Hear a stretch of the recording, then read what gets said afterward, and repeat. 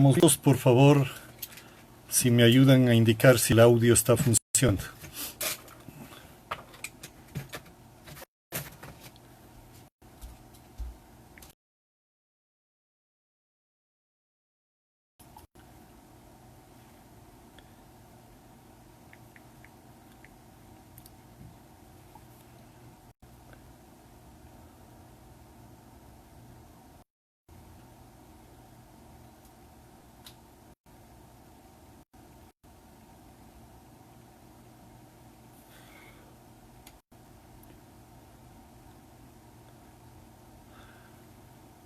Compañeros que se están conectando, por favor, si nos indican si el audio está funcionando adecuadamente.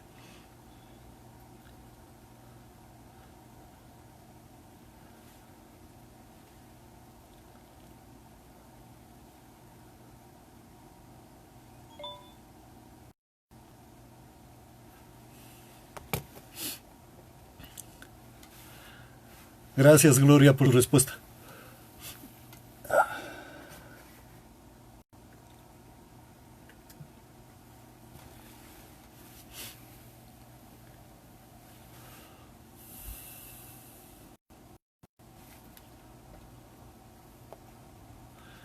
Vamos a esperar un par de minutos para esperar mientras se conectan otros compañeros que están en el proceso.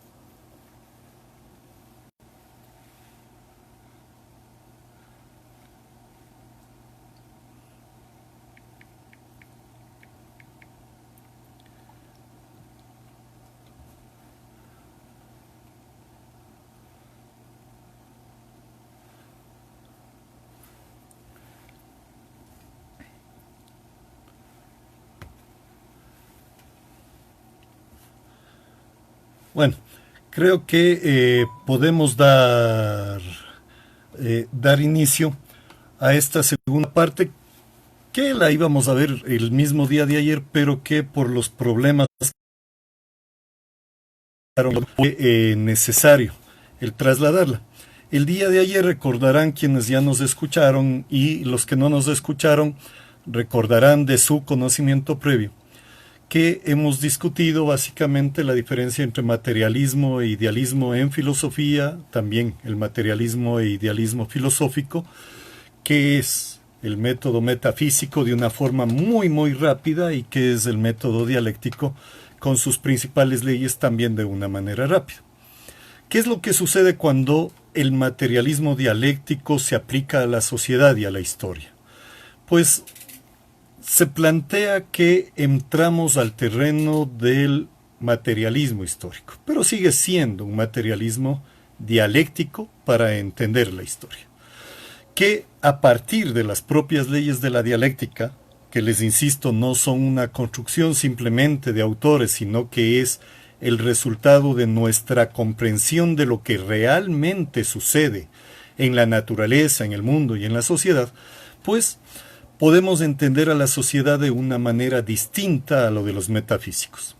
El primer punto es que entendemos cómo la sociedad en realidad cambia, y buscamos cuáles son las contradicciones que permiten y motivan esos cambios permanentes. Esto es fundamental porque es muy sencillo desde la metafísica, y miren que mucha gente actúa o repite cosas de la metafísica sin conocerlas, pero nos dirán que siempre hubo pobres y ricos, que siempre hubo clases sociales, que siempre hubo esto, etcétera, etcétera. No es verdad, no es siempre.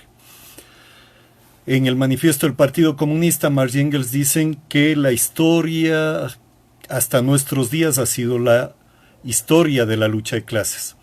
Pero luego Engels tiene que aclarar que se refieren precisamente a la historia escrita. Recuerden que para la época, el periodo anterior a la escritura era principalmente llamado como la prehistoria. Y se dice lucha de clases desde que hay historia, desde que hay escritura, más o menos son coincidentes. Engels incluso va a demostrar la relación entre Estado, propiedad privada y la opresión de la mujer como elementos relativamente simultáneos a esa creación de una sociedad donde la explotación y la opresión de un sector amplio de la sociedad son permanentes. Pero antes, en la sociedad no había clases sociales. Y después del capitalismo, comienza a eliminarse las clases sociales en el socialismo, y en el comunismo ya no habrá clases sociales. Involucra entonces que el capitalismo es un momento histórico en la vida de la humanidad. No estamos condenados a que el capitalismo sea eterno, no lo es. Depende, por supuesto, y volvemos a decirlo, no solo de condiciones específicas y de las contradicciones específicas. Depende también de que existan condiciones en el pensamiento, en la organización, en la lucha de los trabajadores. Por eso los cambios sociales grandes, los cambios de un modo de producción a otro, tienen que ver con condiciones estructurales, con condiciones materiales, como son las condiciones, o mejor dicho, las contradicciones que se presentan en el capitalismo. Hemos dicho la principal, la contradicción capital-trabajo, pero también la contradicción entre países imperialistas y países dependientes, las contradicciones interimperialistas, etcétera, e incluso contradicciones de menor nivel que a veces no las mencionamos mucho, pero esta distancia forzada por el sistema entre entre trabajo intelectual y trabajo manual. Pero se requieren también otras condiciones, que son condiciones que tienen que ver con el pensamiento de la gente, con su disposición para luchar, con su organización para esa lucha, con contar con una estrategia y una táctica necesaria. Dentro de esas condiciones está el hecho de que la vanguardia se organice en un partido político marxista-leninista para hacer la revolución. Estamos hablando en el capitalismo, por supuesto, antes eran otro tipo de estructuras. Los burgueses tuvieron sus partidos de vanguardia para conducir a la sociedad contra el feudalismo y establecer el capitalismo en su momento. Pero las contradicciones son fundamentales. Son las condiciones objetivas, las otras que decíamos del pensamiento, de la voluntad, de la organización, son las condiciones subjetivas de los cambios. En las condiciones objetivas, lo principal es esas contradicciones, cómo se van moviendo, cómo se expresan en los distintos momentos para que el cambio pueda generarse. Y el cambio puede entonces tener más de una dirección. En este mismo momento, la crisis del sistema capitalista, que es una continuación, miren ustedes, de la crisis de 2008, no está generada por el coronavirus. El coronavirus lo que hizo es acelerar y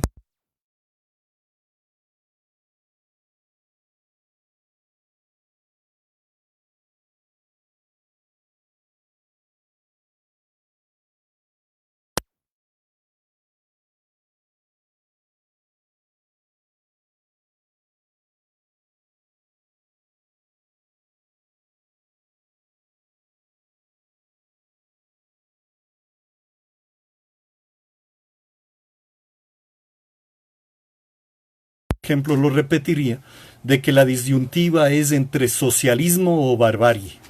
Y en ese punto podríamos decir que estamos. ¿Qué significa esto? Que entonces los cambios no son motivados en el centro por la voluntad o la mera voluntad de las personas, ni siquiera de los grandes líderes, de los grandes dirigentes. Se necesita cambios de otro nivel. Estos otros cambios que se presentan, digamos, les insisto, no es un problema de la mera voluntad. Claro que se necesitará en un momento la voluntad del pueblo para que se levante, para que provoque los cambios. Octubre es un buen ejemplo. La voluntad del pueblo superó en general proyecciones.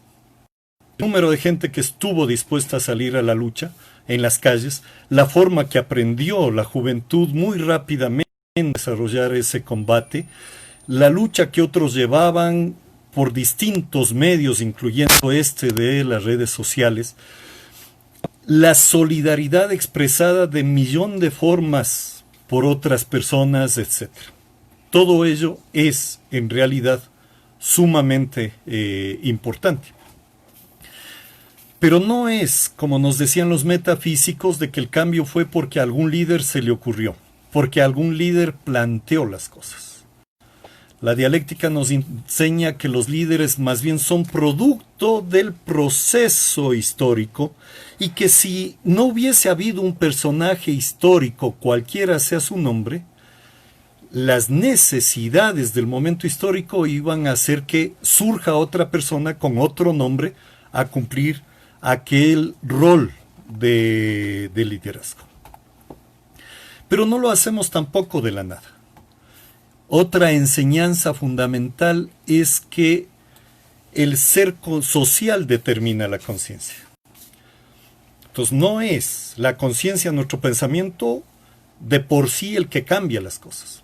El pensamiento es necesario, parte de las condiciones que Lenin nos diría que sin teoría revolucionaria no hay movimiento revolucionario, o al menos hacia el socialismo y el comunismo. Todo eso efectivamente es así. Pero ¿en dónde nos ubicamos en la sociedad nosotros? ¿En favor de qué clase social nos ubicamos? Y esto está determinado en última instancia por el nivel socioeconómico o la clase social a la que pertenecemos. En estas charlas Guido hizo toda una descripción de cuáles son las clases sociales que estructuran hoy la sociedad ecuatoriana. Depende de nuestras condiciones de vida para saber cómo pensamos. Pero siempre hay que insistir en algo que Marx y Engels insistieron. Las condiciones materiales de la sociedad, en última instancia, explican las cosas. Y entonces sucede que podemos tener gente que traiciona a su clase y se va con la otra clase. Ejemplos muy sencillos. Obreros que comienzan a pensar como si fueran el patrón. Obreros que comienzan a convertirse en capataces de sus compañeros de clase.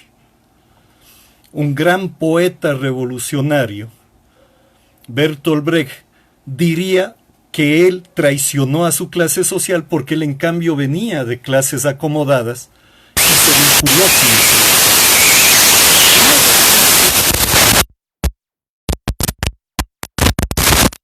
La clase social comienza o procura vivir como la otra clase.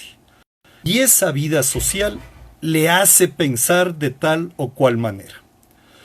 Pongamos lo que sucede con jóvenes de la burguesía que no entienden muchas cosas de la realidad nacional. Viven en barrios cerrados. Salen de ahí en automóviles cerrados.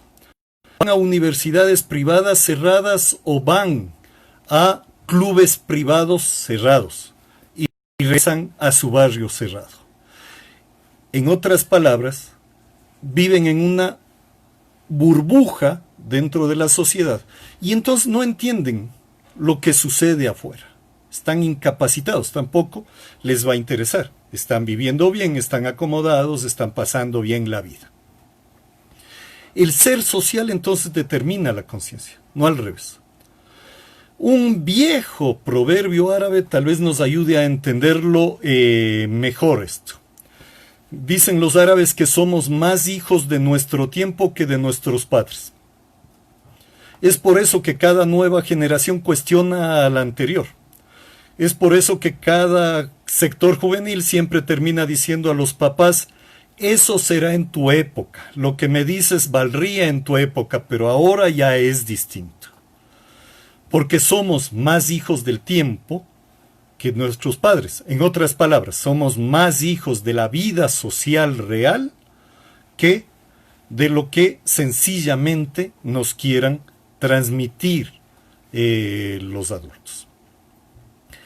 Esta situación es clave para entender también los cambios históricos, que no vienen entonces por la voluntad de los grandes héroes, que son resultado de las condiciones concretas, históricas de la sociedad en ese momento concreto, y que además hacen o conducen a que tengamos ideologías de las clases que impulsan el accionar de esas clases.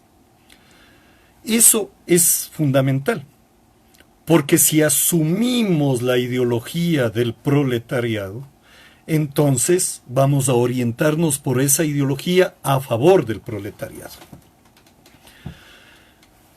Nueva lección entonces del materialismo dialéctico aplicado a la historia y convertido en materialismo histórico.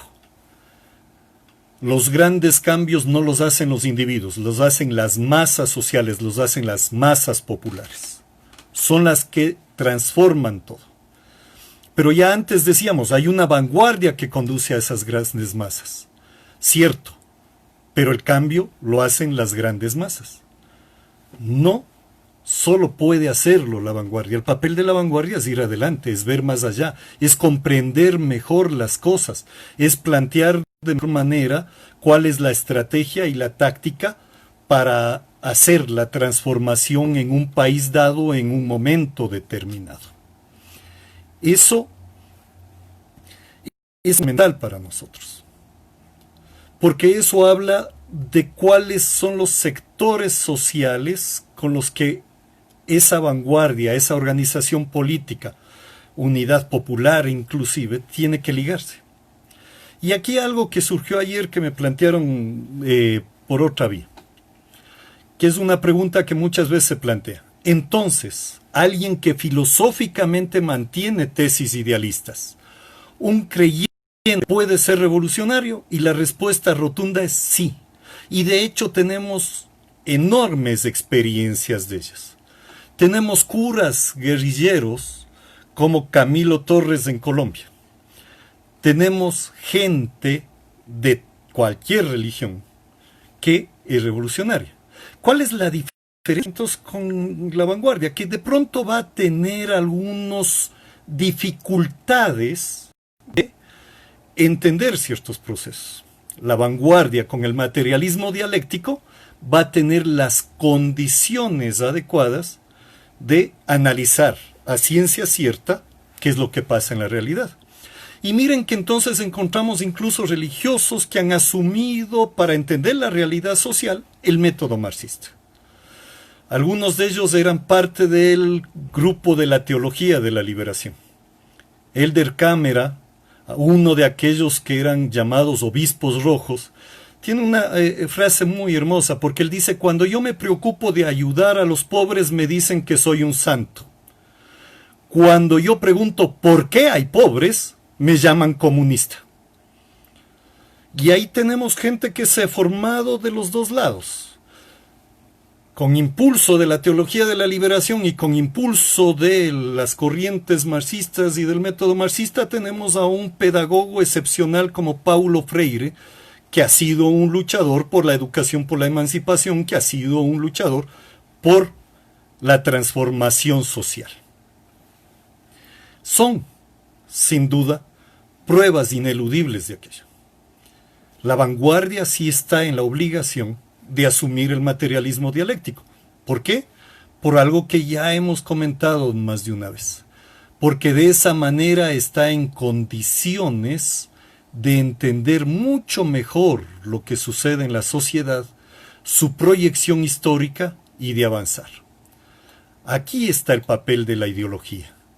La ideología es cómo una clase social tiene una forma de ver el mundo, que puede estar, no es que puede, está ligada incluso a la cultura de un país, pero que la ven de manera distinta.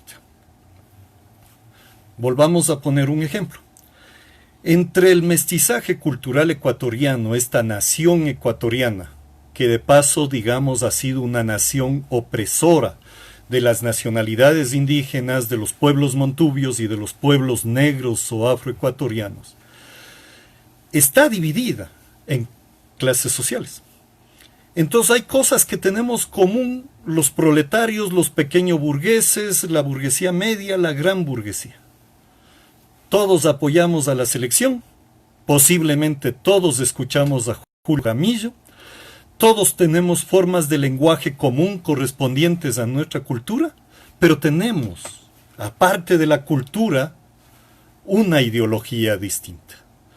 Y esa ideología distinta es la que hace que ellos están convencidos de que nacieron para mandar, de que es justo y correcto que haya una clase que explota a otra y que los demás son una suerte de tontos útiles y ninguna otra cosa más. Volviendo a esta pregunta, ¿puede un creyente ser revolucionario? En el Ecuador eso es hasta obligatorio, hasta por el número. Pensemos nuevamente en octubre. La gente que salió mayoritariamente es creyente, ¿sí? En una o en otra religión. Posiblemente repetían el porcentaje que se presenta acá. En la sociedad en general, de cuántos católicos, cuántos ateos, etcétera, etcétera. ¿Sí? Y estaban en la lucha, y estaban ateos, católicos, evangélicos, etcétera, juntos peleando por la justicia y demás. Entonces, esa no es la contradicción principal. Esa no es tampoco la fundamental contradicción en el seno del pueblo. Eso habrá que irlo discutiendo y se tendrá que ir aclarando. La vanguardia sí. Pero la vanguardia tiene otra característica para que aquel elemento de factor subjetivo esté presente. Y es cuál es la forma de organizarse. Y la historia nos ha demostrado, al menos hasta nuestros días, que la forma adecuada de organización de esa fuerza revolucionaria es la forma leninista. Entonces, ¿qué es lo que se requiere como organización política más alta de esa vanguardia? Un partido marxista-leninista, que sume el marxismo, todo lo que hemos hablado de ideología, lo que hablaron hace 2 días sobre economía, sobre el análisis, y esta otra condición. Estas son posicionamientos que responden a la realidad y que son totalmente distintos a las teorías idealistas que quieren explicar la realidad, y que son distintos también a las teorías materialistas mecanicistas que no alcanzan a ser plenamente dialéctica. El otro elemento que el materialismo histórico plantea: la lucha de clases es el motor de la historia.